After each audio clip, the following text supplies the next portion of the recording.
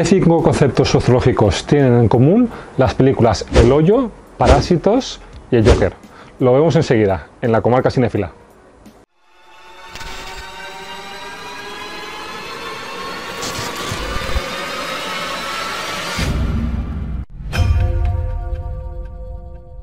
Estos son los 5 conceptos sociológicos que tienen en común estas 3 películas. El primero, la estratificación social. Es lo que determina el carácter jerárquico de cualquier organización social. El sociólogo Peter Townsend explicaba que había un nivel medio en términos de condiciones de vida, por los cuales si alguna gente no llegaba a ese nivel quedaba automáticamente excluido de esa vida normal. En las 3 películas lo podemos ver. Por ejemplo, en El Hoyo, en ese ascensor social que vemos, esos niveles, podemos ver cómo los niveles inferiores tienen dificultades ingentes para conseguir sobrevivir, por lo cual la normalidad no existe e incluso se tienen que comer entre ellos. El hambre desata la locura. En Parásitos también vemos como la familia trabajadora, la familia pobre, tiene que hacer triquiñuelas para poder subsistir, puesto que su único ingreso en la familia es la empresa de pizzas y las cajas de cartón. Por tanto, tienen que hacer ciertos malabares para conseguir de alguna manera esa ascensión social que les permita conseguir una vida normal. Y por último, en el Joker vemos como Arthur padece una enfermedad mental que le impide tener una vida normal como podría tener en cualquier sociedad que respetase esa diversidad funcional o esa diversidad entre las personas.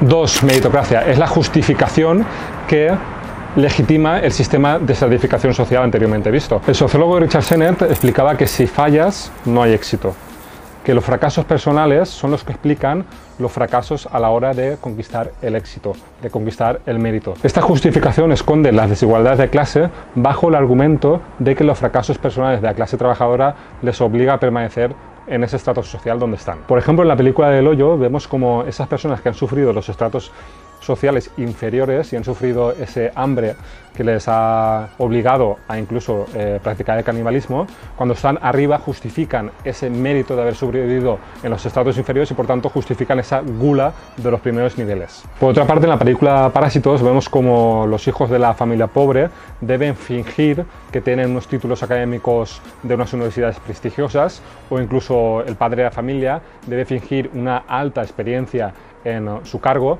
para poder conquistar cuotas de poder más alto en términos laborales, para poder conseguir una mejor condición social y laboral. Y por último, en la película Joker, muy concretamente en los medios de comunicación, vemos cómo estos se hacen eco sobre todo de las personas con mayor estatus social, con mayor mérito. En cambio, cuando intentan traducir las voces de las personas que pertenecen a la clase obrera o trabajadora, se intenta ridiculizar su situación, sus mensajes, como le ocurre a Arthur en ese programa de Late Night. Cuando de pequeño decía que iba a ser cómico, todos se reían de mí. Bueno, pues ahora nadie se ríe. Me pregunto por qué será. 3. La toma de conciencia. Este es un término que acuña el sociólogo Karl Marx y en el que afecta sobre todo a la toma de conciencia de pertenecer a un determinado grupo social. Pero no solo eso, sino también a la toma de conciencia para actuar en consecuencia, es decir, actuar en función de los intereses colectivos que les aunan. ¿Cómo se ve esa toma de conciencia en las películas? Por ejemplo, en El Hoyo, en los 2 protagonistas principales, vemos cómo en un determinado momento de la película toman conciencia de que para cambiar esa situación y que los de abajo también puedan comer de ese menú tan importante que tienen los de arriba, deben de redistribuir la riqueza y por tanto actúan en consecuencia, bajando nivel a nivel para hacerlo ver a los demás miembros de ese ascensor. En Parásitos, esta toma de conciencia se va viendo progresivamente. Hay una escena donde el padre de la familia pobre está debajo de la mesa escondido.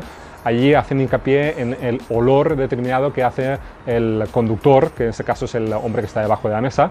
En ese momento es simplemente una pequeña semilla que luego se desarrolla al final de la película, cuando ese hombre de la familia trabajadora ve cómo el hombre rico, al apartar a uno de los pobres de esa matanza final de la película, se echa la mano a la nariz porque le huele, porque no le gusta, y esta persona lo ve y entonces toma conciencia de que esa persona apartada que estaba haciendo lo mismo que él, parasitar a una familia rica, es parte de lo que él mismo es, forman parte de un mismo estrato social. Ahí toma conciencia. Y por último, en la película de Joker vemos esa toma de conciencia colectiva a través de un determinado hecho, que es el de Arthur viajando en el metro, que ve como 3 jóvenes multimillonarios de Wall Street están acosando a una mujer y en defensa de esa mujer recibe como consecuencia una paliza y a través de ello pues, se revuelve y los mata. Ese determinado hecho es reproducido por los medios de comunicación y genera una conciencia colectiva a través de un movimiento de los payasos que claman contra esa desigualdad que existe en Gotham y aparece entonces la lucha de clases de la cual habla Marx, por la cual intentan conseguir una mayor redistribución de la riqueza, aunque en este caso a través de una revolución violenta. 4. La ruptura de la conducta hegemónica. Esto lo explica muy bien Foucault cuando dice que las normas que rigen una sociedad, que la conducta no es tanto impuesta por la fuerza, sino más bien por la interiorización propia de la sociedad, de los individuos que la forman.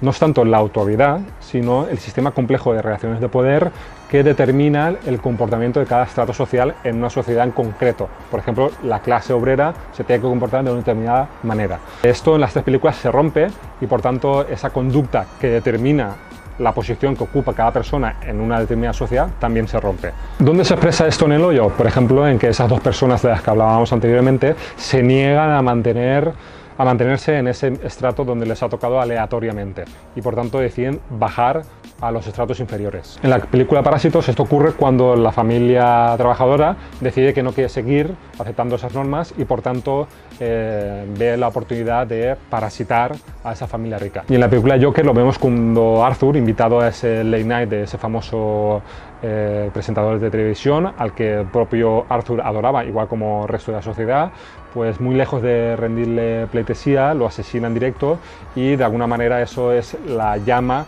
que hace luego estallar la revolución que vemos en las calles. 5. La anomia. Este concepto, acuñado por el sociólogo Emile Durkheim, hace referencia al estado de falta de normas o de desorientación de la sociedad debido como resultado a un cambio social producido muy rápidamente y de manera muy drástica. Por ese motivo vemos como los diferentes grupos sociales que componen la sociedad se encuentran desorientados y no saben qué normas regulan su comportamiento en ese determinado estrato social. En las 3 películas lo podemos ver y tanto en el Joker como en El Hoyo se produce al final de la película, con ese final abierto. Sin embargo, en la película de los Parásitos se produce un poco antes, en esa comida de celebración que se produce en el jardín de la casa de los ricos. Pues terminamos con el vídeo, espero que os haya gustado mucho y recordad que la comarca cinéfila se produce a través de vuestras sugerencias. Si hay alguna película que os guste, envíanosla, déjala aquí en un comentario y la analizaremos desde las ciencias sociales. Gracias y hasta pronto.